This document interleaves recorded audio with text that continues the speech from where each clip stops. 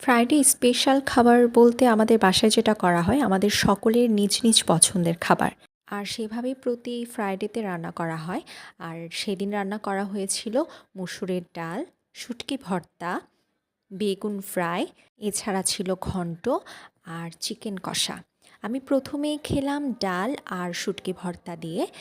ডালের সাথে শুটকি ভর্তা খেতে আমার বেশ ভালো লাগে।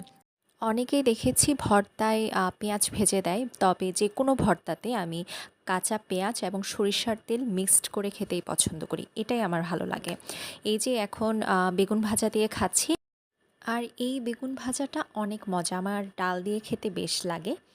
এই তো নিয়ে নিলাম তেলাকুচু পাতার ঘন্ট, যেটা আমি আগের ভিডিওতে দেখিয়েছিলাম, মায়ের মিনি বাগান থেকে তুলেছিলাম। আর সাথে নিয়েছিলাম এই কাঁচা মরিচ, যেটা ঘন্ট দিয়ে খাবো বলে তুলেছিলাম।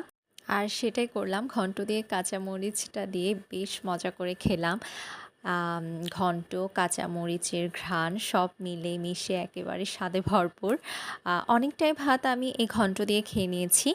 এরপর যেটা নিলাম সেটা হলো চিকেন কষা। চিকেন কষা দিয়েও বেশ ভালো করে খেলাম, সাথে ছিল তেঁতুলের আচার। তেঁতুলের আচারটাও খেলাম। আসলে আচারের প্রতি আমার একটা দুর্বলতা আছে, এখন যে ভয়েস দিচ্ছি এখনই আমার আচার খেতে ইচ্ছে করছে।